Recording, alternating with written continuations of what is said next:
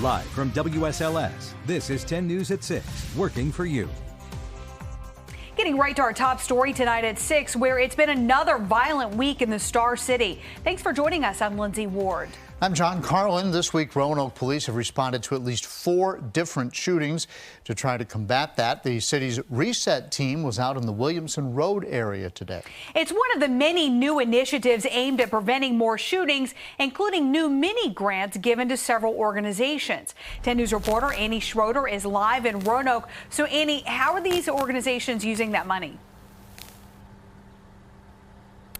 Well, John and Lindsay, city leaders say that the recent gun violence has a deeply rooted problem in children who live near it or are experiencing it directly. But this new funding is hoping to change that and the stigma that relies around gun violence here in the city.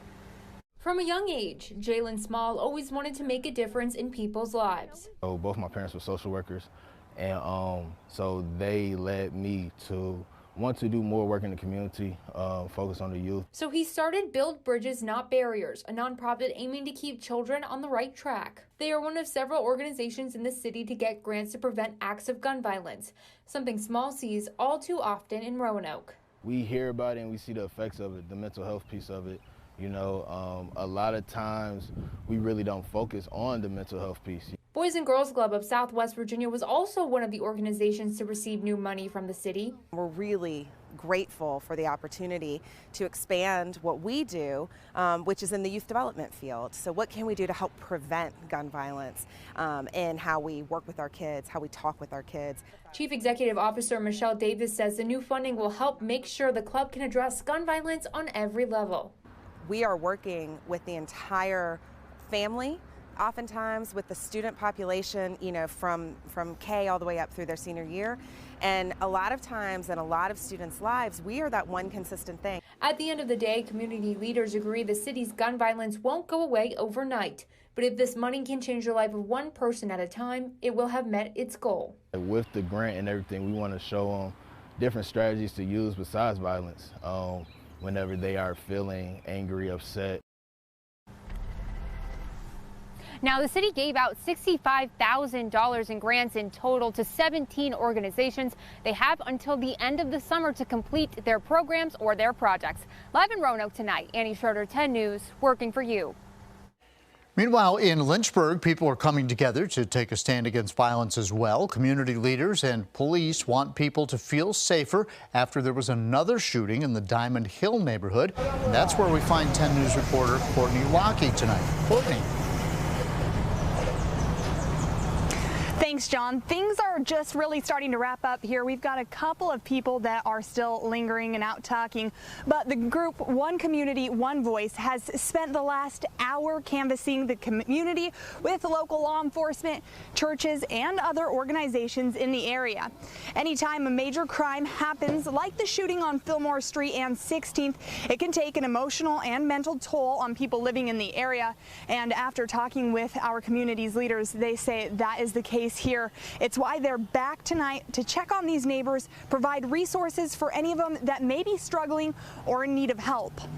Going door to door, telling the neighbors we're here, telling them if you see something, say something, letting us know what we could do as a community to support them more. Now, these leaders say that it's been tough getting out in the community the last year because of COVID, but this is something they're going to try and do at least once a month. Live in Lynchburg, Courtney Lockie, 10 News, working for you. We now know the name of the man police say killed 8 people at a California rail yard today. 2 officials identify the attacker as 57-year-old Sam Cassidy. It happened this morning at the Valley Transportation Authority in San Jose. That's where Cassidy was an employee. The shooting happened during shift change, making it an even busier time of day. Another person was hurt and is in critical condition at a nearby hospital.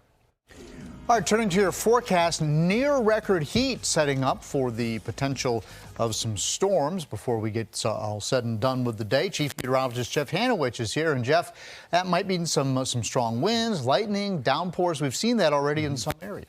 Yeah, we've already had one severe thunderstorm warning for Campbell County, and we continue to deal with some heavy rain in parts of the region. Now, if you're not getting wet, as you just saw in the Poor Mountain Skycam, you are indeed seeing some hazy sunshine. We have one cell just north of Danville in Pittsylvania County, another light shower right along the Campbell and also Appomattox County line. Heaviest rain for now extending from Highland County south into Rockbridge County. Lexington, you're dry right now, but you may pick up on a little bit of rain here over the next 20 to 30 minutes or so. As again, this is all moving to the east at a clip of around about 20 to 25 miles per hour. Now on Thursday, we're starting out temperatures 60s, lower 70s with highs in the upper 80s. Another warm day, maybe not quite as humid out there, and we're going to enjoy a mix of sun and clouds on Thursday with only a minimal chance for a stray shower or thunder shower. Now, as we look ahead to the Memorial Day weekend, chance for rain again increases Friday afternoon into Friday night. Behind that front, we turn quite a bit cooler as we head into Saturday, even into Sunday, with some lingering showers into Saturday. But right now, Memorial Day, Monday, looks to be drier and warmer again. Lindsay. A titan in Virginia politics has died. Former Senator John Warner died at the age of 94 years old. The longtime Republican and military expert was also well known for his brief marriage to Elizabeth Taylor. Warner served 5 terms in the Senate, but eventually retired, and his seat was filled by Democrat Mark Warner. Despite political rivalries, the two became good friends. John Warner exemplified what a life of public service should be about, and was always that person willing to meet folks she disagreed with halfway. And Senators Mark Warner and Tim Kaine gave a joint speech on the floor today in his honor. The Virginia Senate Republican leader issued a statement thanking Warner for his dedication to the Commonwealth. He said in part it is extraordinary for one person to be so prominent for so long in Virginia politics. Senator Warner endured because the people of Virginia knew he put their interest first. And you can read even more tributes on our website. Just log on to WSLS.com. In the meantime, if you are still waiting on your check from the Virginia Employment Commission, you should have it by Labor Day. A judge ordered the VEC to eliminate the backlog. The organization reached a settlement yesterday after a class action lawsuit. People say they stopped receiving benefits due to failures in the insurance systems. The VEC plans to hire more staff and send weekly progress reports back to the court. As an example, in our call centers, we started out with 52 staff, and now we're at almost 500, including the contractor staff. And the goal is to resolve 10,000 claims a week in July and 20,000 claims a week in August. Happening right now, top Martinsville and Henry County leaders are meeting to finalize reversion plans. As we've reported, the move is an effort to save money, and tonight City Council and the County Board of Supervisors are expected to agree on a memo of understanding. We'll let you know what happens. That'll be tonight on 10 News at 11. A rise in temperatures coinciding with a rise in risk. What you can do to prevent potentially leaving your child in the car.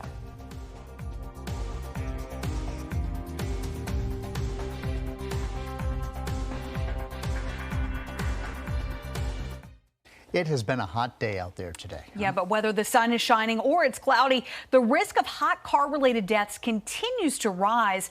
According to the National Highway Traffic Safety Administration, in 2018 and 2019, it killed a record of 53 kids each year. In 2020, that number dropped to just 24. Yeah, and so far in 2021, only one child has died. Experts say that you should avoid leaving your kids in a car under any circumstances. And if you see a child in a hot car, take action. You have no idea how long that child has been in that car. You have no idea what their internal body temperature is. Call 911 and do what you need to do to get that child out of the car. So to help you not forget a child in the back, she recommends you leave your cell phone, your wallet, or purse right next to them. You're looking at a live picture from our Roanoke-Blacksburg Airport Skycam. In Roanoke today, we've been pretty dry. We've had rain just north of us and just south of us, but at the airport, it has indeed been dry. We will let you know when this warmth goes away and when cooler temperatures move in coming up. And our Home for Good project continues as we work to change one man's life. How this home helps the whole community.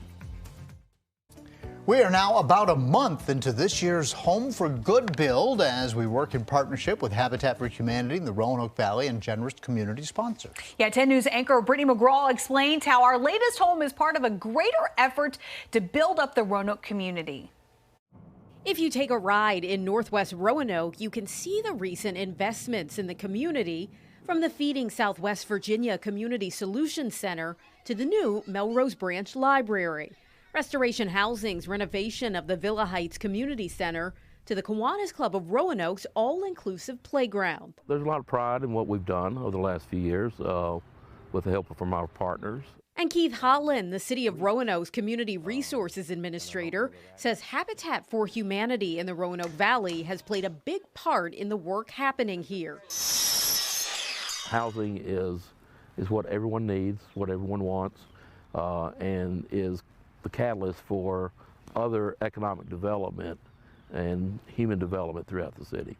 In 2014, the city started allocating funds from the U.S. Department of Housing and Urban Development for this area, the Melrose Orange Target area, to encourage investment in the community, with much of the work focused on improving housing conditions. It's a focus that aligns with Habitat's mission to build affordable housing. By the time they're done, they will have built 46 new homes. That's 46 families that 5 years ago did not have homes to live in. That sort of trickles down into other things and helps other opportunities come out in the community for economic development and different things. So lots of different partners in the community. It's not just Habitat. Renovation Alliance, Total Action for Progress, and Blue Ridge Independent Living Center are some of the organizations that have also been a part of this work. As Roanoke's target area now shifts to Belmont Fallon in southeast Roanoke, city leaders hope the work and investment happening in northwest Roanoke is only the beginning. In Roanoke, I'm Brittany McGraw, 10 News, working for you. Your local weather authority, always watching and tracking for you from the JES Weather Center. We had record warm mornings, tying the old record lows in both Roanoke and Blacksburg, and that led to a record high tide today in the Hill City. That's right, record low mornings this morning and a record high temperature tide today. 93 was the high in the Hill City. That again ties the old record of 93 set back on May the 26th of 1933. So it's been a long time since Lynchburg has been as hot as you got up to today. Now, Lynchburg, you had a shower close by that cooled you down. You're 82, but it's 91 still in Roanoke, also in Danville, 90 in South Boston, and 83 in Blacksburg. Temperature trend here, upper 80s tomorrow, middle 80s Friday. That front that gets us on Friday is going to cool temperatures down big time. Upper 60s to near 70 as we head into Saturday and Sunday, rebounding a little bit in the middle 70s by Monday. There are, again, still indications that 70-degree high on Saturday might be a little too high, or it could be a midnight high. During the daylight hours on Saturday, we may fail to get out of the middle 60s in some of our backyards, with average highs at this time of year around 79. We continue to have at least some hit or miss showers and thunderstorms, although the coverage area was larger about 3 hours ago. We do have some heavier downpours out across parts of the Highlands and southern Shenandoah. Also seeing one little shower kind of in between Chatham and Danville, right along, say, Spring Garden Road. The cell has weakened as it has crossed U.S. Highway 29. And any movement of these showers and embedded thunderstorms to the east at around 20 to 25 miles per hour. The Red Sox battle the Pelicans. First pitch tonight, 7:05. First pitch temperature will likely be in the middle 80s before falling to the middle 70s by the 9th inning. It's going to be muggy, it's going to be warm, and I think it's going to be for the most part dry. Maybe a spot shower or thunder shower, but there are going to be few and far between when the sun goes down, so I'm thinking the game is going to be dry. Future tracker showing that tonight the trend will be for us to dry things out nicely, okay? But that may not happen for everybody until around midnight. Then as we head into Thursday, we are eyeing another storm system to the west. But that storm system is going to be far enough to the west on Thursday where I think we're for the most part dry tomorrow. But this is the front that's going to change everything for us here as we head into Friday and Saturday, producing good chances for rain, maybe even a couple of thunderstorms as we head into Friday afternoon. And then high pressure is going to try to build in as we head ahead into the latter part of Sunday into the day on Monday. So I think the second half of the holiday weekend, Sunday afternoon into Monday, going to be the driest part of this Memorial Day weekend. Saturday looking at highs again around 70 before temperatures then fall even further on Sunday. It looks like Saturday the chance for rain 40 to 50%, 20 to 30% chance for rain Sunday. By Memorial Day we are indeed dry. For tonight, mild with some patchy fog. Any showers will end later this evening. Overnight lows tonight 59 to 68. For tomorrow, we are looking at maybe a stray shower. Otherwise, more sunshine than cloud cover by the afternoon. Highs in the mountains, 70s and low to mid 80s. Outside the mountains, 85 to 90. Your extended forecast showing unsettled weather Friday and Saturday. A little bit drier on Sunday. Then Monday, Tuesday, and Wednesday of next week, we are looking at a mix of sun and clouds with those 3 days all looking dry. All right, we're taking a moment to reflect on a unique yet special season. We honor our first and 10 Players of the Week by handing out the hardware from the 2020 season that was played this spring. Week 1 went to Heritage quarterback Cameron Burns, earned that honor, accounting for 5 touchdowns. Then Week 2, Seminole District. Week 4 honors went to Brookville signal caller Drake McDaniel after leading the Bees past the Pioneers, 230 yards passing and 3 scores. Both say it was a blessing to even have a season. It's special for the season because we 6-0. We didn't even think we were going to have a team. We didn't think we were going to have a season at first. And then grinded all the way through. I think it was like 11, 12 months. It was nonstop, nothing but football.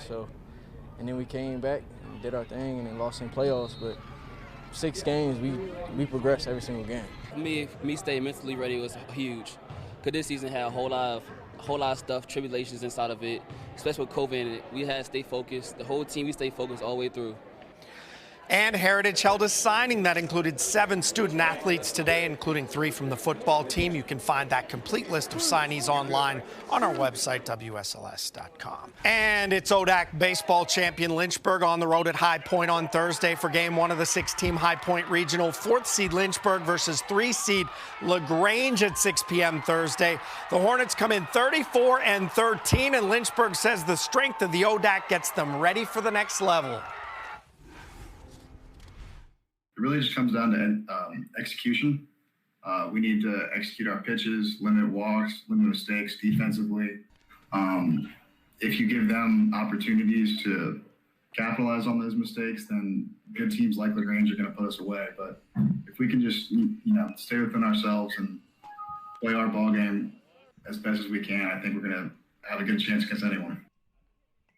A lot of baseball. Notre Dame is finishing off Virginia Tech down in Charlotte. No good news for the Hokie fans, but nonetheless, we'll have plenty more at 11. All right. All right. Thanks, Happy. NBC Nightly News coming up next. And we'll see you back here at 7.